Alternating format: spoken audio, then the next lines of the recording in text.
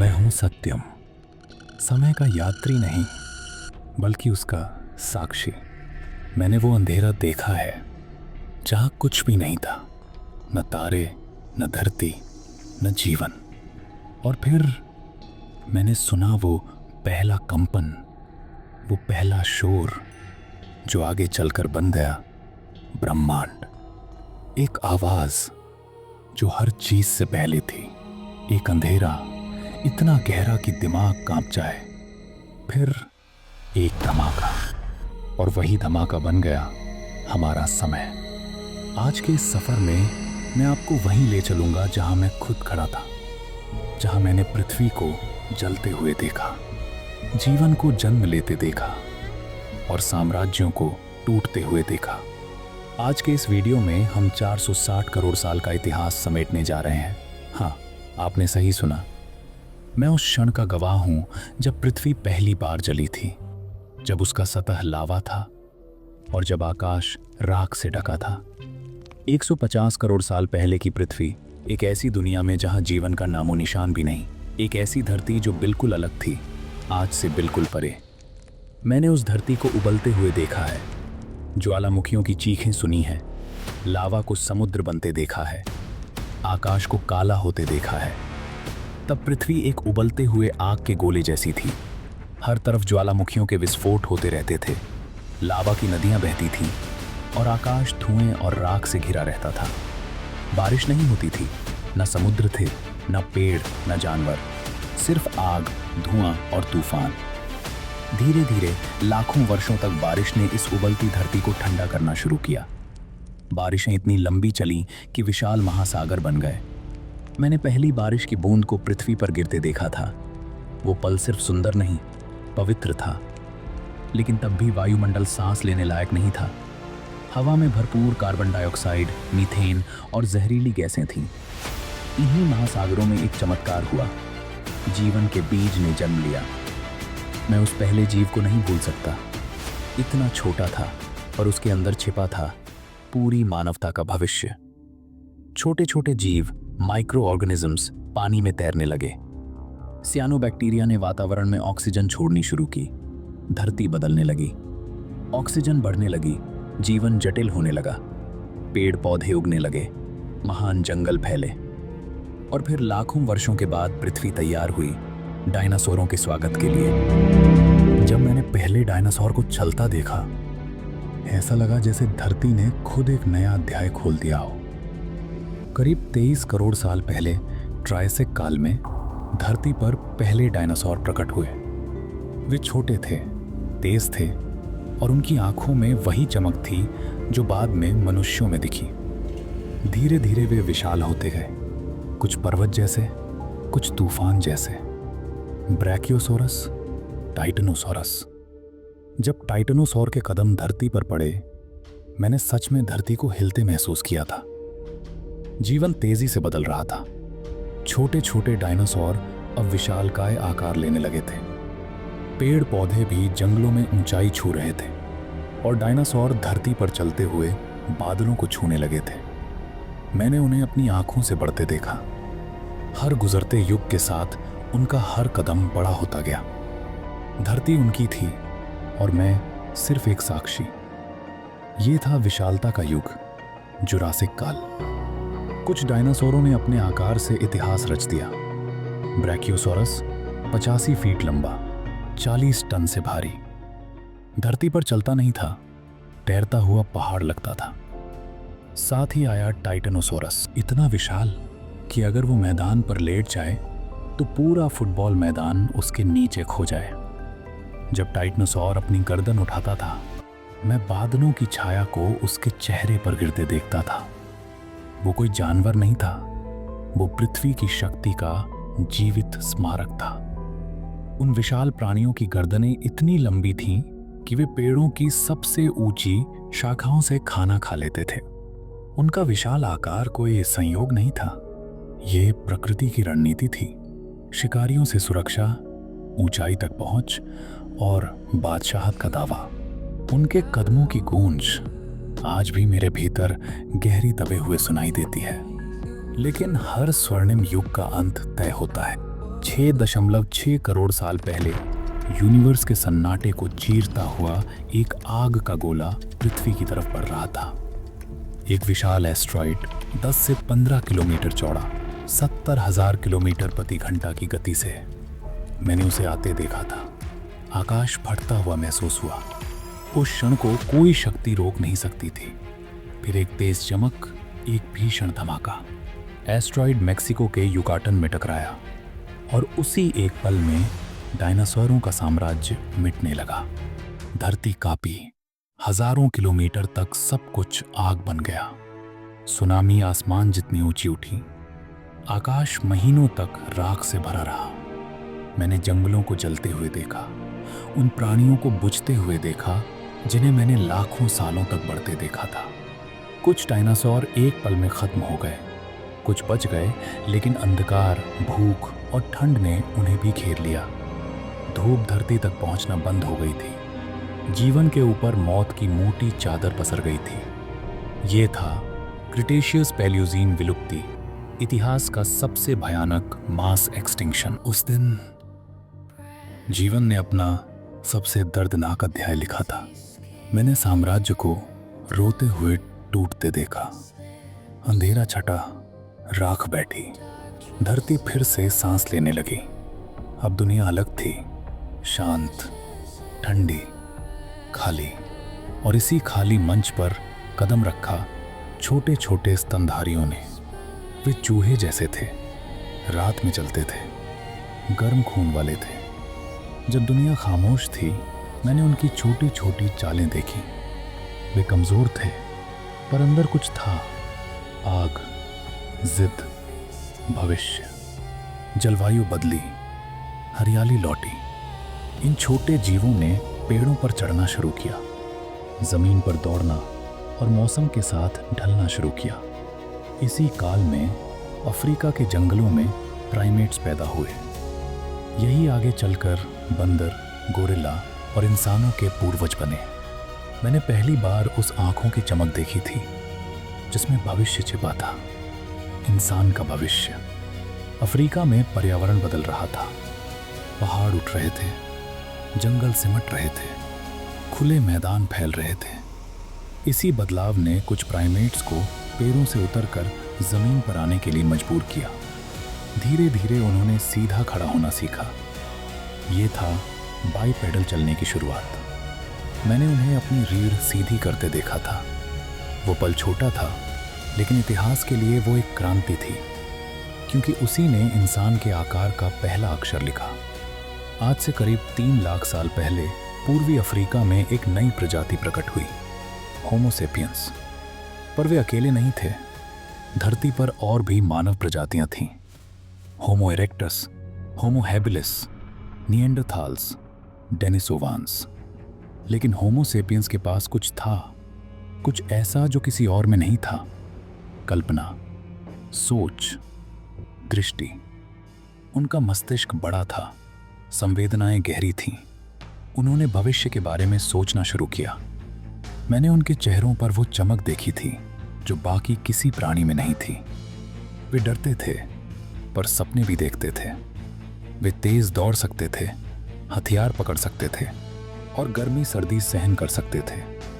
वे गुफाओं में रहते, जंगलों में घूमते और छोटे समूहों में यात्रा करते थे। 10 से 20 लोगों का एक झुंड जो परिवार जैसा था। दिन में शिकार, रात में आग के पास कहानियां। ये था इंसान का प्रारंभिक जीवन। मैं उस आग के पास बैठा था, उनके साथ, जहां उन्होंने डर और उम्मीद पहली बार आपस में बांटी थी। होमो सेपियंस का जीवन था शिकारी और संग्राहक। सुबह उठते ही पहला सवाल, आज खाने को क्या मिलेगा? कुछ झुंड हिरणों के पीछे दौड़ते, कुछ फल सब्जियां ढूंढते, कुछ औजार बनाते। शिकार आसान नहीं था। जंगल घना था, जानवर तेज थे और हर तरफ मौत का डर छिपा था। कई बार 3-3 दिन कुछ नहीं मिलता था, सिर्फ पानी से पेट भरना पड़ता। महिलाएं जड़ी बूटियां इकट्ठा करती, पुरुष भाले लेकर शिकार पर जाते। लेकिन वे ये सब अकेले नहीं करते थे। मैंने देखा कि इंसान की असली ताकत उसके भालों में नहीं, बल्कि उसकी एकता में थी। वे जानते थे जंगल में अकेला इंसान जीवित नहीं रह सकता। रात को वे आग के पास बैठते, कुछ खाना पकाते, कुछ बच्चों को कहानियां सुनाते, कुछ आसमान देखकर मौसम समझते। धीरे धीरे वे सिर्फ शिकारी नहीं रहे, वे सीखने वाले जीव बन गए। उनकी हर रात ज्ञान का एक नया अध्याय थी। जंगल उनका स्कूल था और समय उनका शिक्षक।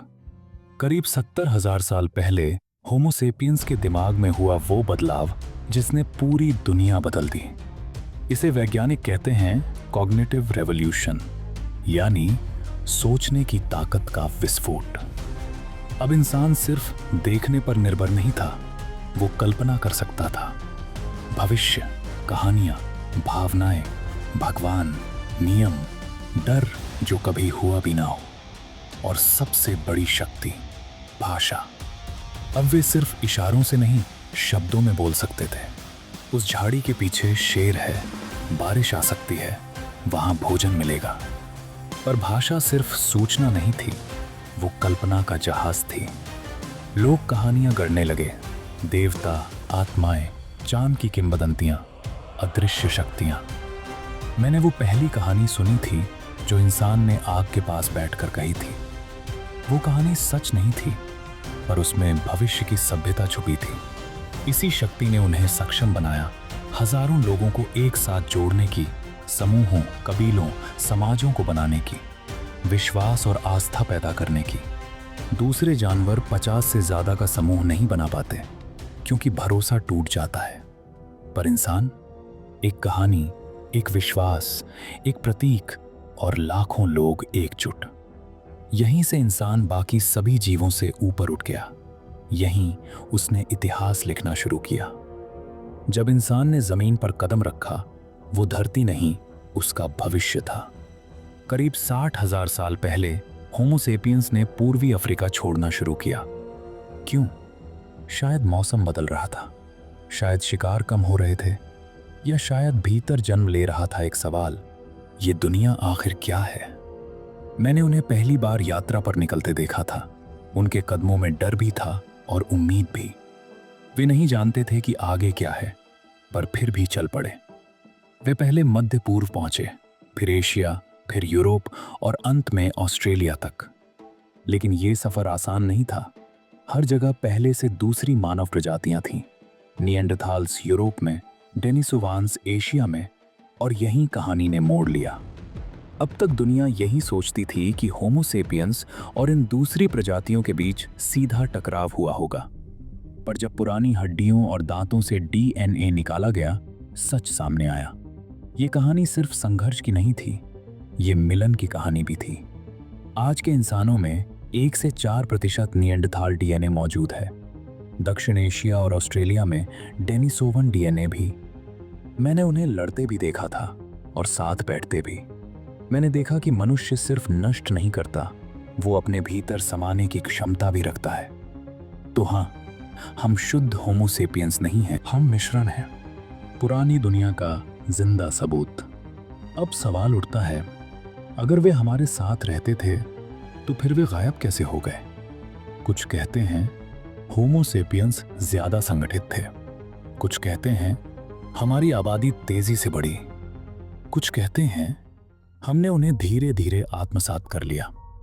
मैंने उनके शिविर देखे जहां निएंडरथाल्स और होमो सेपियंस एक साथ बैठे आग सेंकते थे।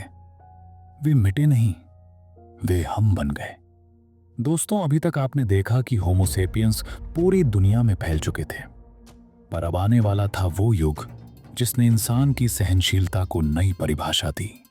20,000 साल पहले पृथ्वी में एक भयावह बदलाव आया। समुद्र का स्तर गिरा, तापमान जम गया, धरती पर एक सफेद चादर फैल गई। ये था फाइनल ग्लेशियल मैक्सिमम, यानी अंतिम हिमयुग। मैंने वो ठंड महसूस की है जो हड्डियां चटकाने लगे, वो दुनिया जहां हवा भी चाकू की तरह चुभती थी और इंसान सिर्फ उम्मीद पर जिंदा था। पृथ्वी की कक्षा में बदलाव, सूर्य की ऊर्जा में कमी, ज्वालामुखीय धूल, इन सब ने पृथ्वी को बर्फ में तब्दील कर दिया।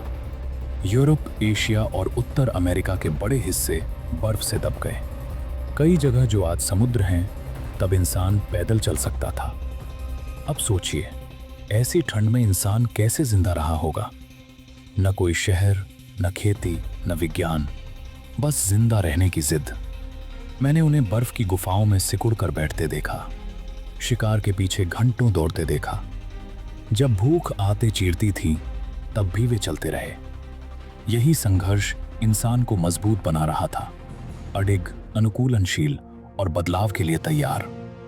हजारों साल बाद पृथ्वी ने एक लंबी सांस ली।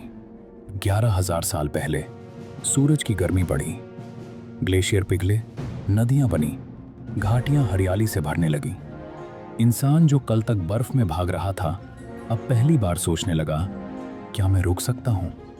मैंने मानव की आंखों में वो राहत देखी जिसे आप आज घर की भावना कहते हैं। धरती अब दुश्मन नहीं रही थी, अब वो मां बनी थी।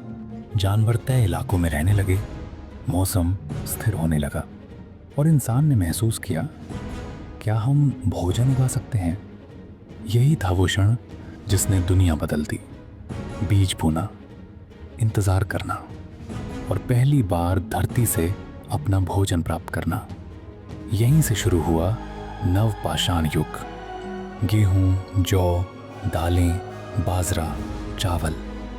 मानव किसान बन गया और जानवर, भेड़, बकरी, गाय, कुत्ते इंसान के साथी बन गए। मैंने पहली खड़ी फसल को देखा था, जो हवा में लहरा रही थी, जैसे धरती मुस्कुरा रही हो। उस पल मानव सिर्फ जीवित नहीं था, वो निर्माता बन चुका था। जब इंसान के पास समय आया, उसने चीजें बनानी शुरू की, बर्तन, औजार, हथियार, गहने। और फिर एक दिन आग में एक चट्टान पिघली, वहां से निकल आया तांबा। ये पत्थर से मजबूत, आकार देने में आसान और सभ्यता की दिशा बदलने वाला था। मैंने तांबे की पहली चमक देखी थी। वो सिर्फ धातु नहीं थी, वो इंसान की महत्वाकांक्षा का प्रतिबिंब था। धीरे धीरे समाज में काम बंट गया। किसान, कुम्हार, लोहार, व्यापारी, रक्षक, यानी सभ्यता की नींव रखी जा चुकी थी। जैसे जैसे समझ बढ़ी, इंसान को पता चला, जहां नदी है वहीं जीवन है। और यहीं जन्म हुआ मेसोपोटामिया, टिग्रिस और यूफ्रेटिस के बीच। लेखन, कानून, मंदिर, शहर। सिंधु घाटी सभ्यता, हड़प्पा, मोहनजोदड़ो। दुनिया की सबसे उन्नत शहरी योजना, जल निकास प्रणाली, शांतिपूर्ण व्यापार। मैं उनके बीच चलता था, उन गलियों में जहां ईंटें भी गणना से रखी जाती थीं। ये वो सभ्यता थी जिसे दुनिया आज भी समझ नहीं पाई है। धीरे धीरे सभ्यताएं जुड़ने लगीं, व्यापार बढ़ा और इंसान ने जाना, वो सिर्फ जिंदा रहने वाला प्राणी नहीं, वो इतिहास का निर्माता है।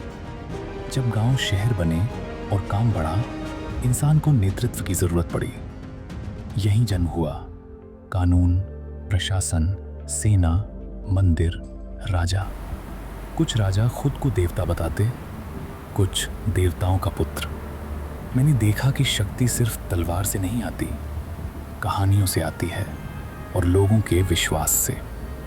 सभ्यता अब पूरी हो चुकी थी और यहीं से मानव ने इतिहास पर अपना अधिकार स्थापित किया।